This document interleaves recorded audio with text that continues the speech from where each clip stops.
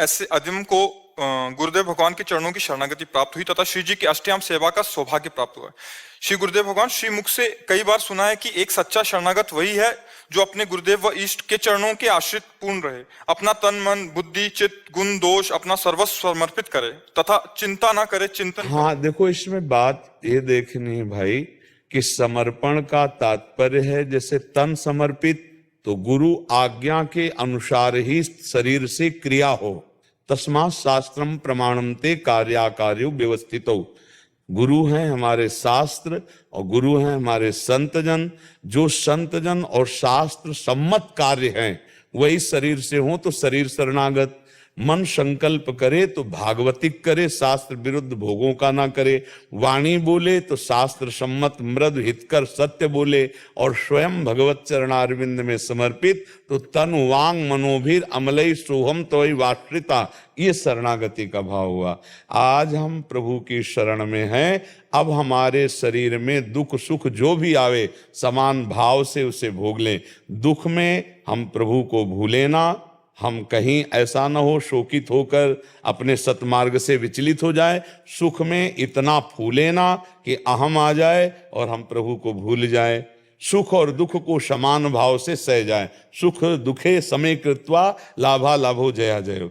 लाभ और हानि में, जय और पराजय में, सुख दुख में समान भाव रखकर हम प्रभु का स्मरण कर रहे तो हम शुद्ध शरणागत हैं प्रभु के। हमें चिंता नहीं करनी अपने कल्याण की, हमें चिंतन करना है हर समय। अनन्यस चिंतयन्तो माम ये जनाः परिपासते तेषां नित्याभियुक्तानां योगक्षेमं वहाम्यहम्। सकल लोक विश्व भरण पोषण करने वाले विश्वम्भर भगवान कह रहे हैं अहम, मैं उसका भरण पोषण करता हूं। योग क्षेम मैं, प्राप्ति की रक्षा और अप्राप्ति की प्राप्ति कराना, दोनों बातें मेरे ऊपर, तुम केवल मेरा चिंतन करो। समझ पा रहे हो? अब आगे इसमें क्या प्रश्न है? इसमें कि इस अज्ञानी शिष्य के मन में इस बात को लेकर संशय एवं असमंजस की स्थिति बनी रहती है कि ये निर्णय कैसे लिया जाए कि किसी सीमा तक हमें अपनी वर्तमान की क्रियाएं अथवा चिंतन को तथा भविष्य की योजनाओं को व रूपरेखा को लेकर सोचना चाहिए अथवा नहीं। देखो, भविष्य का तो हमें चिंतन नहीं करना चाहिए। हमें वर्तमान के प्राप्त कर्तव्य को करते हुए राधा राधा राधा हम नाम जप करें, वर्तमान में प्राप्त कर्तव्य जो हमारे लिए है उसे हम कर। देखो, पाप और पुण्य के कार्यों को तो हमें लगता है लगभग सबको ज्ञान होता है, क्योंकि ज्ञान स्वरूप जीवात्मा। जब हम कोई पाप कर्म करने के लिए सोचते हैं तो अंदर ही हमारे उत्तर आ जाता है गलत है। आप इतने लोग बैठे हो, आप कृपा करके बताइए क्या आपके अंदर गलत कार्य करने के पहले आता है कि नहीं गलत है? आता है ना। इसका मतलब सबको भगवान जगत गुरु श्री कृष्ण चंद्र जो वो बहुत धीमी आवाज में आता है। अगर आप गौर से सुनेंगे तो आपके मन में आएगा कि आपको नहीं करना चाहिए, वो अधर्म है जो अंदर से आता है, नहीं करना चाहिए। फिर उसी समय एक आता है कि करो यार, बड़ा आनंद मिलेगा, बड़ा सुख मिलेगा। ये है गलत सलाहकार मन और बुद्धि। और वो थी परमात्मा की आवाज जो कह रही थी गलत है। बस वो जरा सा संकेत करेगी, इसके बाद चुप हो जाएगी। फिर आपको वही सलाह देने लगेंगे कि ऐसे से ऐसे करो, ऐसे से ऐसे करो, तो उस कार्य में निपुण हो जाओगे, चाहे भले गलत क्यों ना हो। वहीं से ही सलाह मिलती है, ज्ञान शक्ति वहीं से प्रकट होती। पर अधर्म के लिए निषेध होता है। अगर हम जान जाएं कि ये निषेध वस्तु हमारा नाश करेगी तो हम कभी अधर्म न करें। पर हमें लगता है कि अरे यार कौन देख रहा है, सुख की आशा में वो ऐसे पाप में कर्म करने लगता है कि वो भगवान से विमुख हो जाता है। अब ये कोई कहे कि मुझे पता नहीं था ये पाप है, तो ये हम बात मानने के लिए तैयार नहीं, क्योंकि हृदयेश्वर भगवान सबके हृदय में बैठकर ये सूचना देते हैं कि आप गलत कर रहे हैं। ठीक है ना। अच्छा, सुकृत जिससे दूसरों को सुख मिले, सबसे बड़ा सुकृत वही है। दूसरों को तन से मन से वाणी से, कोई भी हम अपवित्र व्यवहार वाला सुख नहीं कि दूसरों को सुख मिले तो हम अपवित्र व्यवहार कर दे, नहीं। धर्म युक्त दूसरों के सुख की भावना करना सबसे बड़ा धर्म। परहित सहित धर्म नहीं भाई। तो सीमा और असीम, ये दोनों बातें हम भगवान के चरणों में छोड़ते हैं और वर्तमान में प्राप्त धर्म पूर्वक कर्तव्य का निर्वाह करते हुए, नाम जप करते हुए। मामनुस्मर युद्ध चय, युद्ध माने अपने कर्तव्य, और मामनुस्मर अर्थात मेरा स्मरण, भगवान का स्मरण करते हुए अपने कर्तव्य का पालन वर्तमान में करो, भविष्य बड़ा मंगल होगा। और भूत में जो गलतियां होंगी सब मिट जाएंगी, क्योंकि वर्तमान में जो प्रभु का स्मरण करता है तो प्रभु का स्मरण ही सारे विपत्तियों को, पापों को नष्ट कर देता है। हरि स्मृति सर्व विपद विमोक्षणम। तो इसलिए चिंता करनी नहीं है, नाम जप करो, भगवदाश्रित हो, चिंता मत करो। भविष्य के लिए क्या विचार करना, मैं ये करूंगा, मैं वही सोई जो राम रचि रखा। वर्तमान के कर्तव्य को करो, भविष्य को प्रभु के ऊपर छोड़ो, मंगल में होगा। भविष्य अमंगल हो नहीं सकता। जिसका वर्तमान भजन में जाता है उसका भविष्य मंगल में होता है, और जिसका वर्तमान पापाचरण में जाता है तो भविष्य के संकल्प बनाते रहो। तुम ब्रह्मा थोड़ी हो कि तुम्हारे संकल्प से तुम्हारा भविष्य उज्जवल हो जाएगा। भजन से उज्जवल होगा, सत्कर्म से उज्जवल होगा। संकल्प करो या ना करो, संकल्प ना करो यही उत्तम बात है। संकल्प रहित हो जाओगे तो उज्जवल भविष्य हो ही जाएगा। संकल्प ही विकल्प तो फंसाए हमें जी। महाराज जी, हमें वृंदावन वास हेतु किस सीमा तक चिंतन करना चाहिए, इनका आगे? हमें वृंदावन वास की चिंता नहीं करनी चाहिए, हमें वृंदावन बिहारी बिहारिणी जी का चिंतन करना चाहिए। हम कह रहे हैं तुम कलकत्ता में हो, अमेरिका में हो, देश विदेश हो, प्रिया प्रीतम का चिंतन कर रहे हो तो तुम प्रिया प्रीतम के पास हो। और वृंदावन में हो, प्रिया प्रीतम का चिंतन नहीं कर रहे, दोष दर्शन कर रहे हो तो तुम बहुत दूर हो, वृंदावन में नहीं हो। वृंदावन में रहने का मतलब है प्रिया प्रीतम के चिंतन में डूबना। तो नाम जप करो और प्रिया प्रीतम से प्रार्थना करी, जब वो वास दे दे नहीं, जहां राखो ता रहो मान सुख रास है। मुझे जहां रखोगे मैं आपकी होकर रहूंगी, आपका चिंतन करूंगी, मेरे लिए हर समय परमानंद रहेगा, क्योंकि आपका चिंतन करूंगी। नरक स्वर्ग अपवर्ग आस नहीं त्रास है, जा राखो ता रहो मान सुख रास है। क्यों? क्योंकि हर समय हम आपका चिंतन करते हैं, हमें क्या फर्क पड़ेगा। वृंदावन को चिंतवन यह दीप उर्बारी, कोटि जन्म के अगतमय काट करे उजियार। जो धाम का चिंतन करता रहता है धाम में भले न वास करे, उसके करोड़ों जन्मों के पाप नष्ट होकर अंत में धाम को ही प्राप्त होता है। खास बात है चिंतन करना। हाँ, धाम में जब हम वास करते तो मेरे चिंतन को सहयोग मिलता है, लेकिन बहुत बड़ी यहाँ बाधा भी है। और जगह सैनिक लगे, यहाँ पूरे काम क्रोध लोभ मोह, ये राष्ट्रपति भवन है, जैसे विशेष सुरक्षा नहीं होती राष्ट्रपति भवन की, तो यहाँ काम क्रोध लोभ मोह स्वयं खड़े हैं। जरा चूक हो जाएगी मार के गिरा दिए जाओगे। यहाँ का अपराध भी बहुत जोर का होता है, धाम है, यहाँ का पाप भी बहुत। ये चूंकि उपजाऊ भूमि है ना, बबूल बो गए तो, आम बो गए तो, जो बोगे फटाफट उपज जाएगा। तो यहाँ हमें लगता है कि गुरुजनों की आज्ञा, प्रिया प्रीतम के प्रेम में डूबे हुए वास तो ठीक है। अब यहाँ आकर संतों पर दोष दर्शन करो, ब्रजवासियों की निंदा करो, पापाचरण करो, मुझे लगता है यहाँ नहीं रहना चाहिए, दूर रहना चाहिए।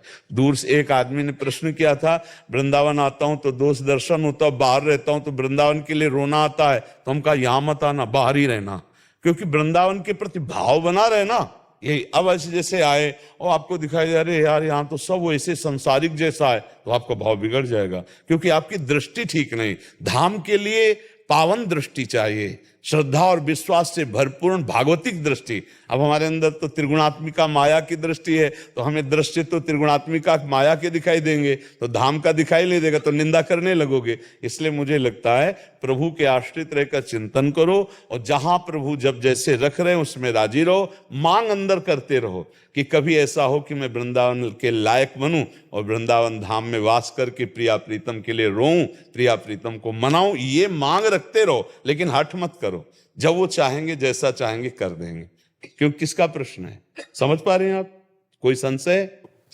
गुरुदेव, मैं राजकीय सेवा में हूँ, लेकिन मेरा मन बड़ा व्याकुल रहता है कि राजकीय सेवा में हूँ तो मेरा मन करता है मैं छोड़ दूं, मेरा बिल्कुल भी नहीं। छोड़ने का विषय ठीक नहीं है, क्योंकि अगर आप राजकीय सेवा कर रहे हैं तो वो भी भगवान की एक सेवा हो रही। मतलब हमारे राष्ट्र के किसी हिस्से में आप किसी भी विभाग में हो तो आप हमारे राष्ट्र की सेवा करें, तो उसमें छोड़ना तो मुझे अच्छा नहीं लगता।